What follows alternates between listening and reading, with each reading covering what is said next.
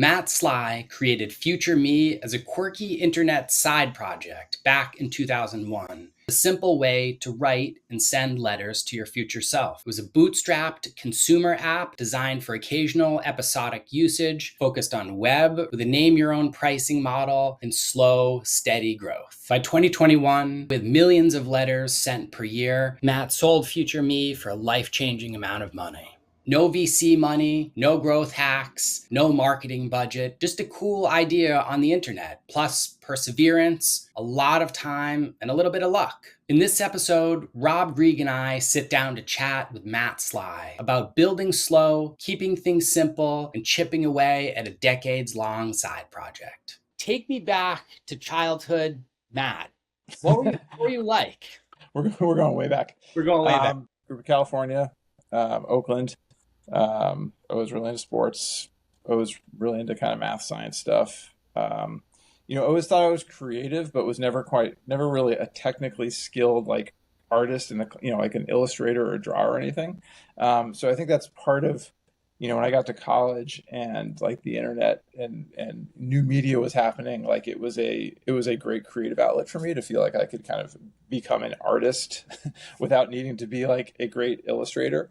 And I did a lot of that in college. Like it was sort of classic kind of self-indulgent college stuff, but like I basically created my own major, which was computer science plus art plus like kind of philosophy or science and society. It was just Williams College out in Northwest Mass, and like did some work with professors, like an art history professor who was like, I helped her build a like virtual gallery space so that her students could like kind of place art in inside the gallery, and that was like part of their assignment for the for the semester. And then there was a philosophy professor who I got to be quite close with, who had opened this new media center on campus, and I did some work with him. He was doing like a CD-ROM about Las Vegas, and then just I started doing a bunch of video and interactive art type stuff, and had learned like how to program for the internet like in the super early days, the like CGI bin Perl scripts. This is like kind of late 90s. My first sort of quasi-viral project was this like online jukebox, which is like a animated dancing baby that had been in Ally McBeal, which is this classic sitcom, and like it was like this like kind of like surreal like animated CGI thing that would like, it was like an infant that would like groove, that would dance, and I like put it to a bunch of different music, and this is all totally illegal, right? It was like MP3s before copyright had like clamped down and stopped you from doing this stuff, and you could like pick your song and pick the baby's dance moves, and like I have no idea how, but it ended up in the New York Times and like in the Getty Museum is like some exhibit for new media, and it totally crashed the college servers. And that was kind of my first like, whoa, this is wild, right? Like you do something kind of interesting, and through mechanisms outside of your control, it can just take on a life of its own. And sort of catalyzed, I guess, an interest in, internet is this, and software is like an interesting medium. And I've seen that like dancing baby GIF on the internet everywhere. Are you responsible for that? I didn't make the baby. It was like this a demo that like a 3D shop had made, but I took it and like put it to this music, and it sort of like varied how it danced based on the music, the beat of the music and stuff like that. So it was sort of a mashup before that term even really existed. So I cannot take credit for actually creating the baby, but I can definitely take credit for helping popularize it. Did you have a sense back in the late 90s how much the internet was going to change the world, or in what ways? Yeah, it was very obvious that to me that this was like this was huge. This was like, and it was going to be like my career, and like the opportunities were going to be boundless, right? And that was super exciting, right? I felt, especially now in retrospect, looking back at it, I feel like very lucky, right? That I just like was able to time, which is I think a common theme we'll talk about, just like the role of luck in a lot of this, FutureMe included, of course. But it was just like I hit it at the right time. It's like learning these skills before certainly before AI, before outsourcing, before it was really commoditized, like, and being able to like apply, a dose of creativity to it and such. It was really exciting. Talk about the kind of the origin of Future Me. Was there a specific moment or a series of moments that led to the inspiration? First, the idea for Future Me came to me in like 2001, it's sort of wild, even 24 years ago. I was living in San Francisco. I was out for a jog in Golden Gate Park, which I lived a block away from. Before back when you actually would just go jogging without headphones or AirPods or whatever, and just kind of let the mind go, and like I was thinking about like what kind of project could I do that would be fun to like, this is, I'm 23 or something, like don't have kids, like looking for interesting ways to spend my time, and just remembered like doing this exercise of like writing a letter to my future self when I was in elementary school, and never actually getting the letter, and not blaming my teachers or anything, because like who the heck can handle like keeping around a bunch of letters in a drawer somewhere and like mailing them to students who of course have moved multiple times in the last 15 years or whatever. Now over the years I've found that from Future Me that in fact there are a heck of a lot of teachers that do this and take a lot of pride in it, and kudos to them, that's awesome. But I said, well, that would be pretty easy software to write, and then it would be also interesting to add this twist of being able to publish those letters anonymously. So you could sort of read what other people were saying about their future selves, or the future of the world and stuff. So very whimsical, very much in line with this sort of like creative side project, art project thing. No expectations of it turning into a business, just honestly something that I thought was interesting. And had a friend who was kind of a designer. I was kind of the programmer. We, grabbed sushi and beers and talked about it. And he's like, yeah, it sounds cool. Let's do it. And so, hacked it out over a couple of weekends. And when I say hacked out, like really hacked it out, like it was PHP, like 5 files, a shared $11 a month server, back when that was a thing. And it was crappy code. I mean, it's actually fun, and this is of course quite meta at this point, right? But it's fun to go use the Wayback Machine and go look at what Future Me used to look like in 2001, and it was super retro. And this is 2001, so there are a lot of like bored, underemployed tech people post .com crash, and we told friends about it, and one thing led to another, and it started getting a decent amount of usage. The first kind of major traffic influx was from this thing called WebMonkey, which probably nobody remembers, but it was this like really cool kind of like web builder zine with like a great brand that talked about Future Me. There's like the monkey bite of the day, and then Yahoo featured it as a site of the day, also something that people don't think about that much anymore. And again, just like with the dancing baby, I really don't have any idea how all this happened, but some friends that we told some other friends, and it was all kind of this, as I said, San Francisco ecosystem, and it started to take off. But take off really is kind of a strong word, because it was never like 0 to 10 million. It was sort of like nice linear growth, and in part I think that's because of the use case, right? Like the use case is the default is you write a letter to your future self. It's a year away, so it's not a like intense usage project. It never was, right? So it wasn't like more and more and more viral usage. It was like you write a letter, you forget about it, maybe you tell your friends, but that was kind of the nature of the growth. Was quite linear, but consistent. Did you jump right into building this when you had the idea for it, or did you kind of sit on it for a while, think about it? Were you considering other projects that you wanted to build? Like, what was that thought process like, if you can put yourself back in your shoes then? It was so I was teaching high school at the time. I was teaching math, computer science, coaching basketball, which is a lot of fun. And so I was looking for kind of like ways to keep my tech chops fresh. This was a good project just because it was pretty simple to build. It definitely like ran it through, like talked about it with a couple friends who thought it'd be fun, but like it wasn't a major, customer discovery process or anything.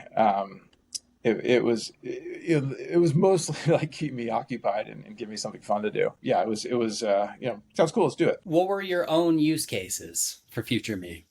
So I mean, I guess those have evolved over the years a little bit. I mean, I think I have like two clear use cases for it. One is just like kind of the classic New Year's resolution, birthday reflections once a year, and I write a very long letter, increasingly long letter. And I will say, after whatever 2 decades, like that corpus, that body of work is pretty interesting to reflect on, to look back on now, because things really do change. And I think it's one of my kind of like takeaways from FutureMe is that, like, while day to day can often feel mundane, for all of us, if you zoom out far enough, like a lot of cool shit happens over the course of a year. And it's episodic, right? It's just here or there, and it's kind of unpredictable. But like if with FutureMe, it's like, because the default was a year, you'd really like forget about it, right? And then when you'd get this letter a year later, it truly was like a surprise, and all the details, you didn't really remember what you'd written, and it was always like, pretty cool. Like one of my favorite comments from a user was like, he said, every time I get a FutureMe letter, it has the same sensation as when I, come downstairs on Christmas morning and see the presents under the tree. I'm like, that's good. That's a good one. So yeah, my first use case was really just kind of writing reflections and goals. Pretty classic. And then the second one that developed over the years was like, if I found myself in like a sort of emotionally unsettled place, trying to make a big decision or feeling a little down or whatever, I found it to be kind of therapeutic to just talk over what was going on, like what kind of decision I was trying to make, like where the sort of anxiety was, but also just like it would put me at ease a bit, just knowing that, that future self person is on the other side of this, so even if this is a bumpy time and it's stressful or anxiety inducing or whatever, it's going to pass, right? And I'm going to turn into that person. And like, it was just sort of like an interesting way to, work through those periods. Are there other user stories that stand out to you, or maybe users that are using it in unexpected ways? Yeah, so my least favorite use case is the I'm trying to quit social media. I changed my password to a random thing and sent it to the future. Oh, but now I actually need my social media, so can I get my letter early? That was my least favorite support case. I've had people who, sent Bitcoin keys to the future, right? I mean, this is obviously not 2001, but they were just trying to like convince themselves never to sell the Bitcoin. I had like at least one person who like wanted to propose to his wife via FutureMe, like send her a FutureMe letter and like be there when she opened it. You do you. There's a story that got some press in the Boston Globe when it was a cancer patient, a teenager who was dying, and she wrote her parents a letter with FutureMe. And the sort of story of them getting it a couple of years later. There's a few stories like that, actually. There's one guy who apparently for every day he wrote to FutureMe for something like 5 years. And then he like reflected on it, on Twitter or something. There are a lot, there are a lot of use cases and certainly some surprising ones, but please don't send your social media password to FutureMe. Yeah, there's a big range of use cases there. I mean, everything from light to extremely heavy. I hope the Bitcoin users tip you when you successfully return their keys back to them. Yeah, I mean, I made it I made a design decision early, right? That you cannot read your FutureMe letters, right? Like that's what's the point? And like, so they are locked. I mean, of course, they're not actually fully encrypted in the database, so they aren't technically retrievable. But I would often, I wouldn't actually honor those support requests unless it was a true emergency. If you could go back and change one thing about the original implementation, would you change anything? What would it be? Yeah, so I guess two thoughts on this. Like one, as I mentioned, it was a hack. Like I did not build this to like have millions of users and millions of letters, and it was on a shared server and all that stuff. So there were definitely some moments of stress when I like realized, and this was a side project, right? So it wasn't like I was working on it full time. But I'm like, okay, this thing is like kind of taking off. I need to like figure out a way to be able to handle this kind of traffic without it dying, without it totally crashing. Of course, as many software builders would reflect, some design decisions I wish I made differently.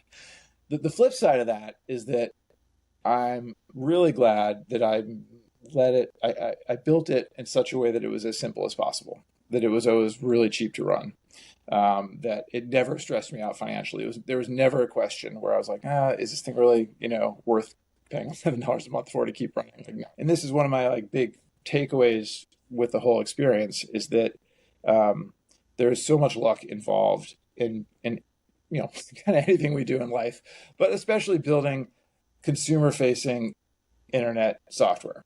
And with FutureMe, it was, my kind of metaphor is that every day, if you have a cool idea, which I think FutureMe was, every day you're rolling this like multi-thousand-sided die, and if that multi-thousand-sided die comes up with a 1, you may have a viral event, but it's basically out of your control. And because FutureMe was so cheap and simple and stress-free to run, I just kept rolling the die. And a few times over the course of 20 years, it came up 1 and it substantially changed things. A key takeaway is that like, it was super simple. How do you think about growth and marketing strategy other than just like time, rolling the dice, luck? I mean, I'm not a marketer by any means, right? Like I sort of fell into it with FutureMe. Like I'm a builder. I'm kind of a GC software, general contractor type. I do think most of the growth was word of mouth, sort of viral type stuff. Once Twitter came on the scene, it was a great way to see the pulse of what people were saying about FutureMe and use a lot of the generated content for marketing. So I started just every day, I have like a standing search for FutureMe. And I'd be like, oh, here's like 2 or 3 interesting tweets, like of somebody being, oh my God, got my FutureMe letter, hashtag mind blown, whatever, and I'd favorite it or I'd retweet it or I'd reach out to the person. And that was my like drumbeat marketing strategy was using Twitter. But again, this is a sort of a simplicity thing, right? Because Instagram came on and Facebook and everything else. And like, I sort of like looked at those things. I'm like, yes, I could do this, but it's like, do I need to? Do I want to? Is it going to add more complexity? And I, decided, and especially because of the nature of FutureMe, which was mostly about the written word, right, versus like imagery and whatnot. I just focused on Twitter, and Twitter search is like a cool way to kind of keep on the pulse of who the users were and how they were using it and how they were reacting to it. How'd you manage infrastructure during surprise moments of like sudden viral growth? In 2010, I made what, in retrospect, was a great decision to rebuild it on Rails and to move it to Heroku, which at that point was a pretty nascent platform. And, I remember I looked at doing kind of self-hosting or EngineYard or some of these other kind of Rails-focused providers, and I'm very glad I went to Heroku. It was like perfect for what this is, right? Which is a side project, super easy button. And I mean, there were once I did that, it was scaling. It was so simple, right? It was like literally. I mean, there were times I was like, I remember this one time in particular. I was like, after I had kids, we got at like a music festival in Boston, and I got like an alert that like the traffic was spiking, and I like opened my phone and I went boop boop boop boop, like add some dynos in FutureMe or in Heroku, and it was great, right? No problem. So once I made that change, the kind of scaling aspect got a lot simpler. Before that change, it was a little stressful. I mean, the biggest, like in 2005, the Associated Press wrote a story about FutureMe, and this was like a true kind of like, holy cow. And again, I have no idea how. I have no idea where the idea came from. I think it was probably a slow news day, and somebody was like trying to like meet their quota or something. But when the Associated Press is picked up by everything, so it was all over the place. And this is actually when the shared server is like, yeah, dude, we can't handle this. you gotta do something else. Until I was able to get off of that, it was a little stressful, and you're sort of like somebody else has the keys and they can like. I mean, I think at one point they were like, oh, this is too much traffic, we shut it down. And I was like, what do you mean you shut it down? And then some other like more senior person be like, no, never mind, no, you turned it back on. But this is not the right hosting solution for what this thing had become. I also had a moment in, 2016 or 17 or something, where I was at that point I was using AWS SES to deliver the emails, and I hadn't really implemented the bounce handling properly, and somebody had just been like dumping, scraped emails into FutureMe to try to like validate whether they were good emails or something, and the bounce rate had like spiked to like 12%. And I was like, Amazon was like, okay, you, you need to either fix your bounce rate in 48 hours or we're going to shut this down. I was like, oh crap. So that was like my like, James Bond racing against the clock kind of thing. Tried to like really quickly write a bounce handler webhook to bring the bounce rate down so that I wasn't like retrying bad email addresses and stuff. I think I might have had to call in sick for a day to do that. Were there any ever like security attached? I mean, given some of the sensitivity of some of the data stored in some of these emails, like I imagine FutureMe might have been a honeypot. Yeah, so I'm grateful that the crappy, hacky shared server PHP code that was certainly riddled with security holes never got really hacked. Um, and once I went to Rails, added a CAPTCHA, added a honeypot, used the Rails kind of built-in security mechanisms, never had any real problems with, certainly any kind of problematic penetration or anything.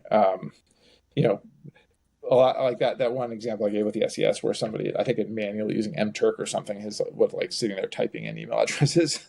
So that was one that got around the honeypot because it wasn't automated. Yeah, for the most part, it was, there were never any true catastrophes. But it is, when you get under the hood of building these things and you realize, A, how many like bad people are out there trying to do bad shit, and B, how easy it is to launch bad software.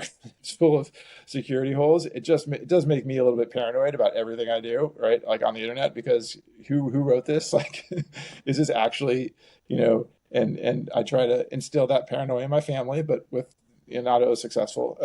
But yeah, there's a lot of bad software out there. In terms of managing the day jobs versus side project, you mentioned you started off, you were like teaching math, coaching basketball. How did you do other full-time work while managing FutureMe on the side? Yeah, so I did that for a few years, and then I went back into tech and ended up working at Microsoft and some a bunch of startups and Amazon stuff. And those jobs, I was a product manager in most cases, right? Which was a technical job and a fun job, but not very hands-on. Like I wasn't really writing any code at all. And increasingly, my responsibilities in the day job were kind of people management and strategy management. And it was kind of nice to just go back to the basics and just sling some code. I sort of likened it to the guy who goes to the garage and like builds furniture on the weekends or whatever. Like that was me. It was just like I was building a letter rating system or the honeypot or whatnot. It was like an outlet, right? Just sort of a thing I would very, very much do kind of as a craft, for fun on the side. When did you make that jump from this is something that I just want to build and share with my friends to, okay, this has real potential and there's probably a side business to be built here? Yeah, it's a good question, and it's it definitely was a art project, right? Like when it first started, it was a project. It was not a business. Once traffic got into the kind of tens of thousands on a daily basis, we put little Google ads on the side and started making $100 a day or something like that. Like enough that it was like, hey, this is cool, like nice side income. And then it's like, okay, this is a business and an art project. I was never drawn or eager to like totally exploit it for everything it was worth. And obviously, you could do terrible things with a big email list. But it was just like, yeah, let's make a little bit of money, certainly pay for itself, and pay for a vacation or a new computer or whatever. So it was kind of gradual, but it was I like to think at least I was keeping things keeping it real and not going too far onto the business side, kind of like keeping it as a kind of hybrid project. Did you ever think about pivoting the purpose of FutureMe? I mean, the name was great, Future Me, right? But like the use case of Future You is a pretty cool use case. So it was always like a little bit awkward, like how to encourage or support, I mean, like I mentioned, the guy who proposed to his wife using Future Me. Um, but the idea of like kind of sending letters to other people is a cool one, and it was felt a little awkward because of the name. I gave some thought of how I'd do that, but never never came up with a great solution. I guess as I mentioned earlier, I guess the theme of just simplicity, right? Like I think is a good use case. It was easy to grok. It was resonant, and because of the nature of what this thing was, keeping it simple and not getting too crazy with complexity was always like a core tenet of what FutureMe was. As I mentioned, the original impetus was based on this activity I'd done as a student, right? In elementary school, I'm sure a lot of people have done, right? Writing a letter to the future self. And teachers did use FutureMe a lot, right? Like they would in their classrooms with students. And at one point in the late 2010s, I built kind of a SaaS version of FutureMe that was for kind of a custom label where you could create your own prompt, create your own look and feel, create your own kind of templates, and started selling that mostly to teachers, but also to some brands, some marketing agencies. Did a couple of projects with musicians. So I guess, I don't know if that's a pivot, but it's sort of an expansion of the use case. Was there pressure to take on investment at some point, or were there acquisition offers at various points? Yeah, I mean, for sure.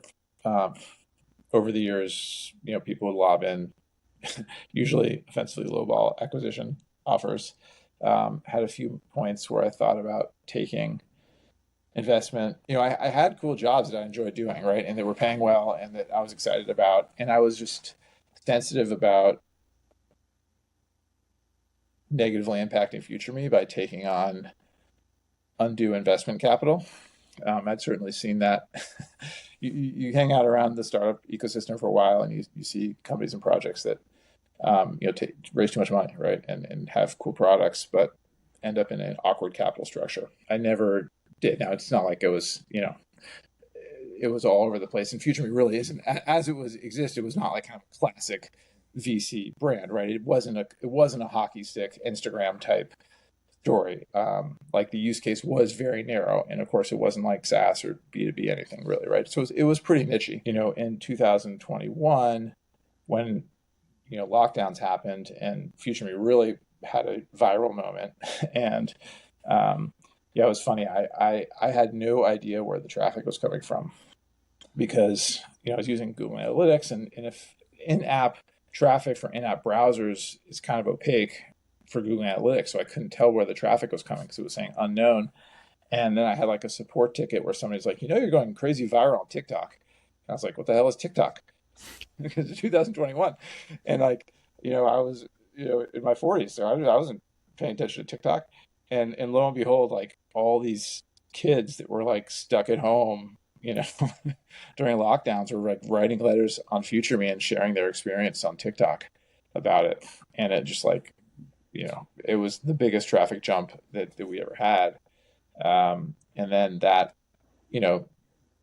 generated enough traffic, enough revenue that it really was to the point where like, all right, this thing is like a significant asset. Like it's time to treat it, treat it as such. And then I was like, okay, should we,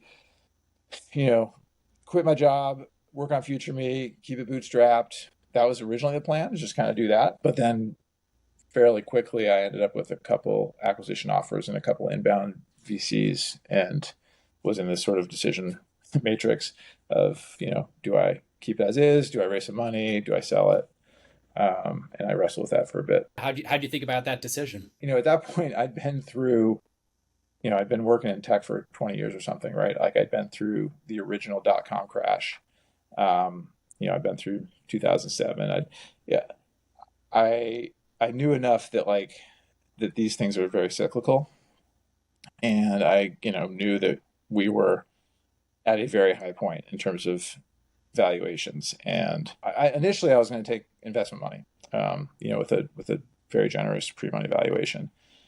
And I just kind of sat on it, and I absolutely wrote several extended FutureMe letters.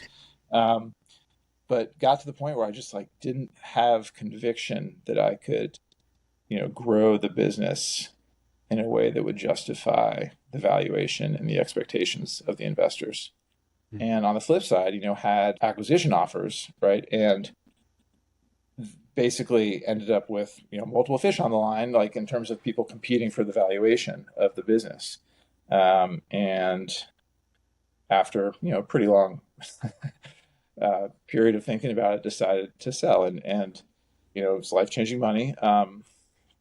I really liked the acquirer. They're based in Australia. Got to know the CEO quite well. And felt like it was a good way to kind of close the FutureMe extended FutureMe chapter of my life. It was a big chapter of your life. I mean, you spent nearly 2 decades contributing to it. How have you been feeling about, or what have you missed, since having that acquisition happen? Well, I having a side project that is always like, anytime I would like tail the live logs, it'd just be like huge amount of traffic, like tons of stuff happening, and having a side project that you can tinker with and experiment and do different things with a ton of traffic is really fun, right? And I don't have that anymore. So I do miss that, and I will say that like the acquiring company, like things have changed. The management team has turned over. Like they raised their own money at the very top of the market. Like I think they're now like really squeezing to try to generate short-term revenue in a way that I think is going to ultimately hurt the long-term prospects of the FutureMe brand, which is kind of hard to watch. I think when we talked a little bit about security, privacy, right? Like when I was the only person that had the root access to the database,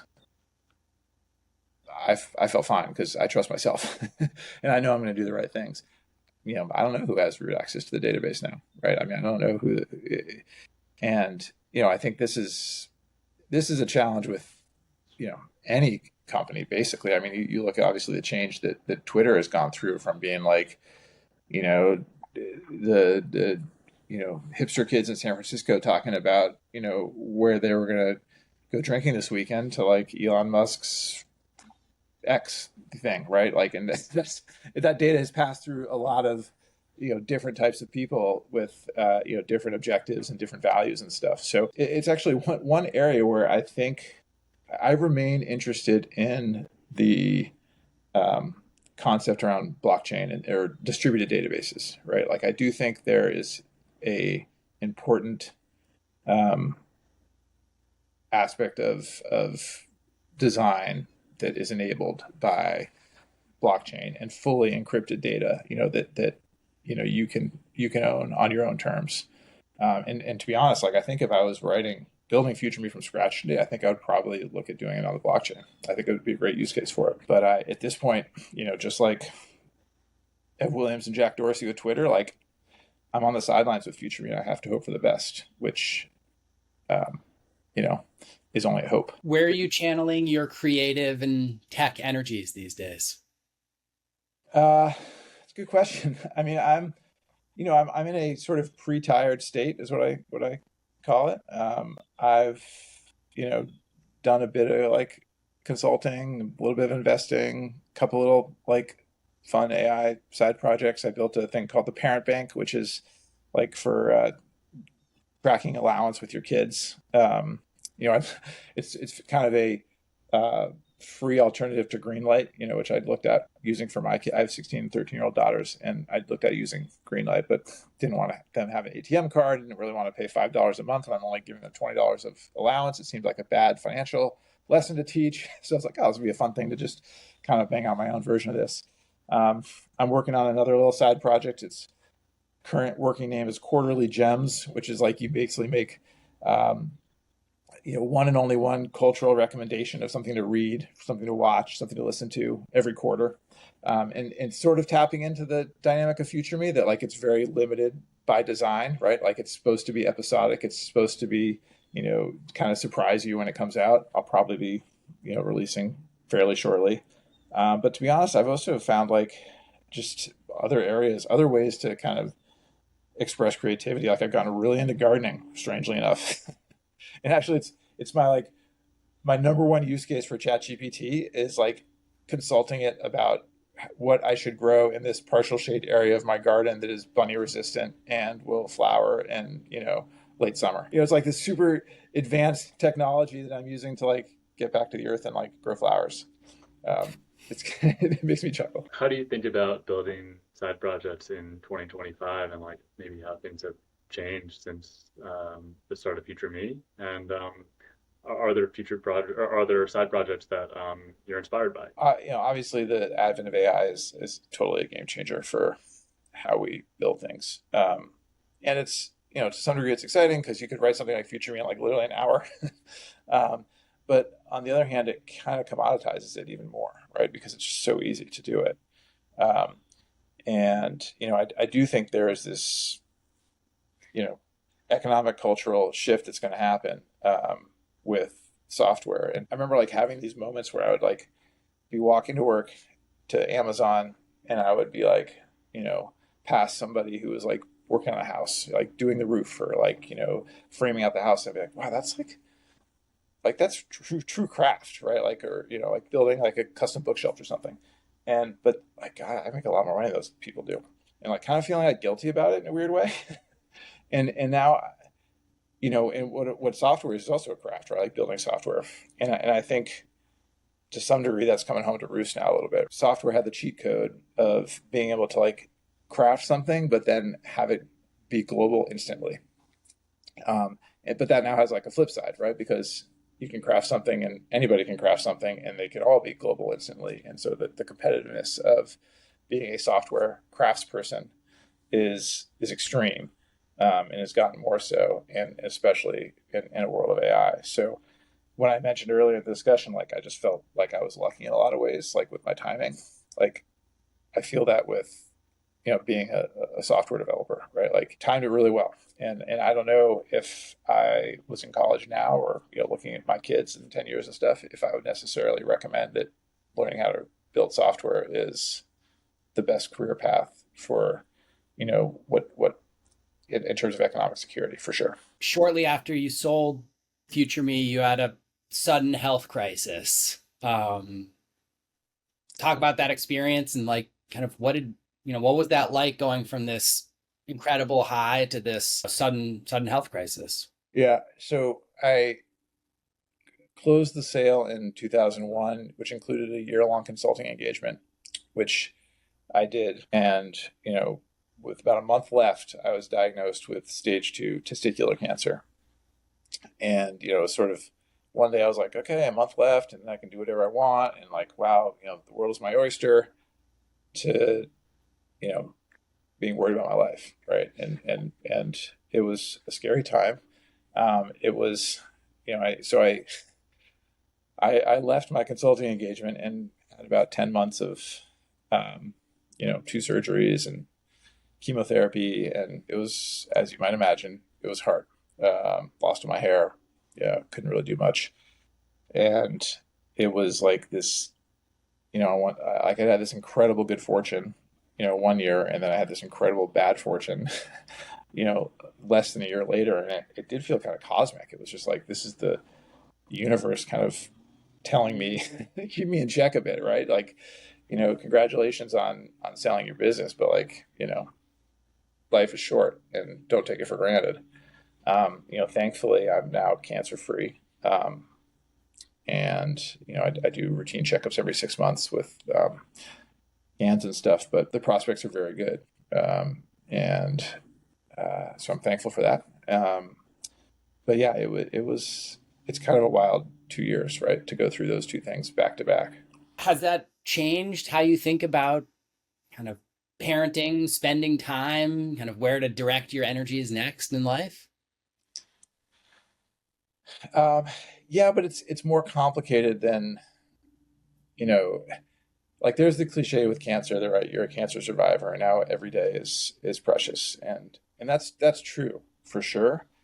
But, at least in my case, it's more complicated because I mean, like the term cancer survivor, I've grown to not really like because there are a lot of people that don't survive cancer, right? And like I have very good friends who, even since I was diagnosed, like have started to go through, cancer battles with much bleaker outlooks than I had. And, you talk about fighting against cancer, like it's a insidious disease that like you really don't have that much control against, right?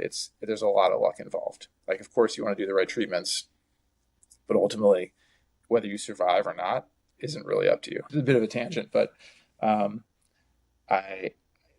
so on one hand, I'm incredibly thankful. Obviously, like I wake up every morning and, find some way to appreciate the fact that I'm still alive. But on the other hand, like it's almost like this nihilism a little bit that like also sets in, where you're just like, yeah, but we're all gonna die eventually, and like it could come back tomorrow, and like I'm just gonna eat another cookie because I don't really care. Or, so it's not a neat and tidy narrative, I guess is my point. It's complicated. I'm frankly still working through a lot of it. Who are the people that you like to collaborate with? And, if you think about kind of future projects, side projects, who do you pair well with? I mean, functionally, like I'm a builder. I like to build stuff, and I like to collaborate with people that complement me on that side, right? So I'm, more of a kind of coder builder, less of a designer, but really appreciate great design. Really appreciate working with great designers. Can fake it decently well. But and then I finding somebody who, once you've got a cool product, like finding somebody who can really tell the story and hustle and sell, I think is a great benefit too. And that's certainly not my jam. Honestly, it varies. Like it's really finding great people that are creative, that are motivated, that share my values, that are smart, that can take critical feedback and, dish critical feedback and not take it too personally, value like different disciplines. Like there are a lot of great people out there. I've certainly been lucky enough to work with a lot of really cool people over the years. What other questions should we have asked you today that we haven't covered already?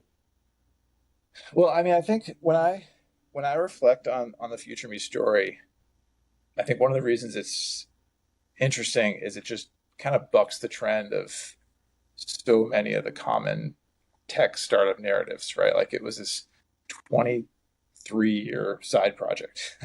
It never was like, it was not like, launch your MVP as quick as possible, fail fast, like move fast and break things. Like, no, like it was like move slow and keep it working for a couple of decades and you might get lucky. And like some of this is the use case too, bro. Like it was always episodic, right? Because I mentioned like FutureMe was the best use case for FutureMe is when you would forget about the product. You'd forget that it existed, and then you'd be surprised by the letter in a year, or which of course is totally different than what you hear about usually with like optimizing for DAU, daily average usage, or WAU. It's also it was a consumer app side project, right? Which is pretty rare. Like a lot of the acquire.com and sort of the side project ethos is about like finding a SaaS niche, and then selling it to people. And it's kind of a playbook, right? Like you do some sort of like SaaS thing related to sales and marketing, or like turning on feature flags or something, and then like you sell it for $9 a month, and you advertise on LinkedIn, and like it's sort of FutureMe is a lot more ad hoc and organic and consumer facing. I think the one project I look at that felt kind of similar in background was Wordle, right? Which I think was way more popular than FutureMe, but like very simple, very like elegant, web-based consumer product that just like organically went viral, but didn't actually have any real built-in viral hooks, right? It was just like a really cool product that people told each other about. And, ultimately, like, I think had a pretty good outcome for the developer. As I mentioned with FutureMe, like I really resisted complexity. Like at one point we built a mobile app.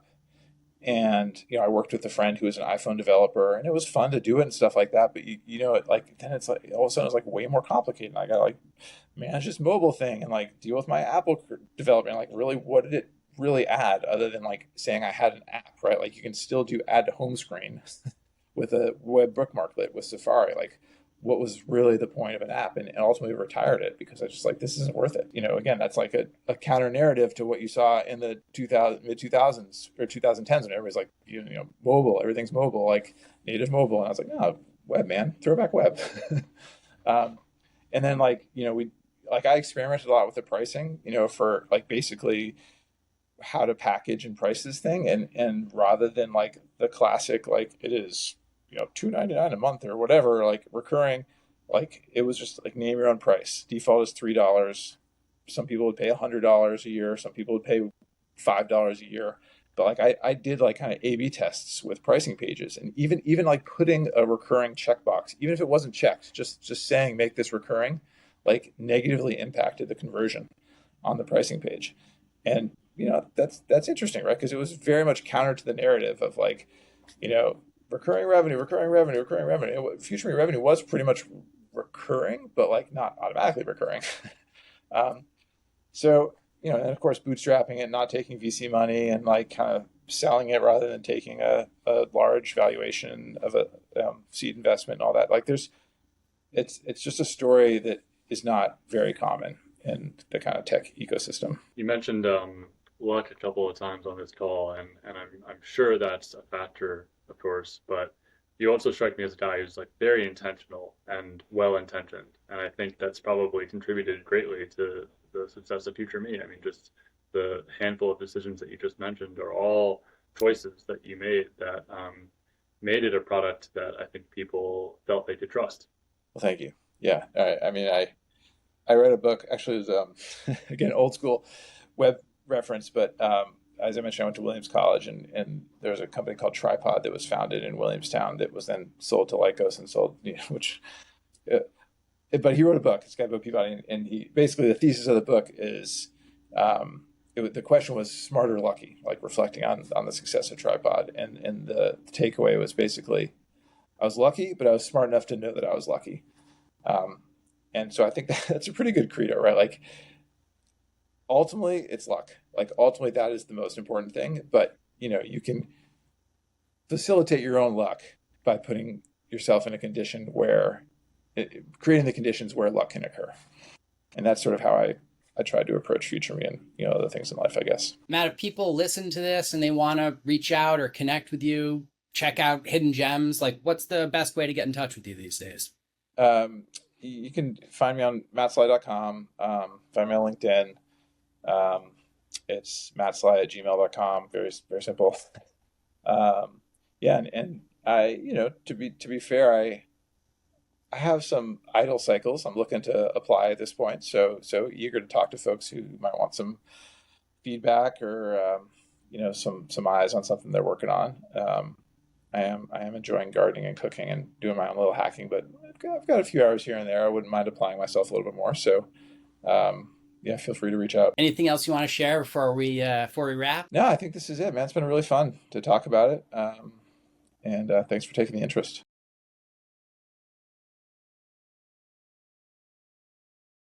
It was fun, guys. I hope I'm sure I'll find myself cringy when I actually look back and listen to what I had to say, but it's